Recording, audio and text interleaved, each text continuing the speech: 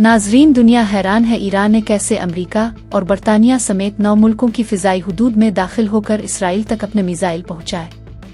ईरानी missile का सफ़र Israel तक पहुंचने के लिए सऊदी अरब, कतर, इराक, ओमान, मुत्तहिदा अरब अमारात, कुवैत, ऑर्डन, बहरीन और बरतानिया की फ़िज़ाई हुदूद का इस्तेमाल करना एक पेचीदा और मुतनाज़ा मसला है।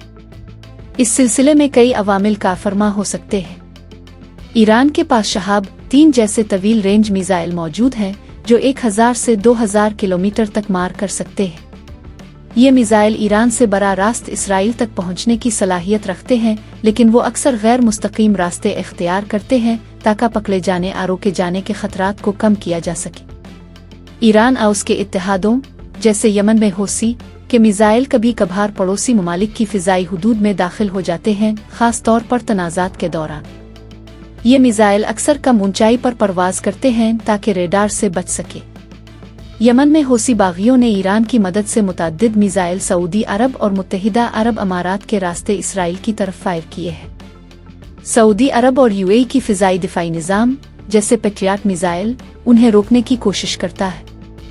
ईरान से इसराइल तक जाने वाले मिसाइल अक्सर इराक और शाम के फ़िज़ाई हुदूद को इस्तेमाल करते हैं, जो दोनों ममालिक कमज़ोर फ़िज़ाई कंट्रोल की वजह से उन्हें रोकने में नाकाम रहते हैं। बरतानिया की फ़िज़ाई हुदूद का ताल्लुक शायद बुहेरा रोम और खलीजी खित्ते में बरतानवी फ़ौजी अड्डों से हो सकता है, जहां से अमरीकी और बरतानवी फ़ौजी निज़ाम ईरान की सरगर्मियों पर नज़र रखते हैं। कुछ अरब ममालिक ईरान के साथ तनाज़ात में बराह रास्त मुलव्वस नहीं होना चाहते, इसलिए वो ईरान के मिसाइलों को रोकने में सुस्त रवि का मुज़ाहरा करती है। ईरानी मिसाइल बराह रास्त तवील रेंज की वजह से फिर कमज़ोर फ़िज़ाई दिफा वाले ममालिक की हुदूद को इस्तेमाल करते हुए इसराइल तक पहुंचते हैं। इस अमल में कई ममालिक की फ़िज़ाई हुदूद की खिलाफ वर्जी होती है, लेकिन जंग के दौरान कोई भी अपने दिफाई हक के तौर पर दूसरे मुल्क की फ़िज़ाई हुदूद इस्तेमाल करता है।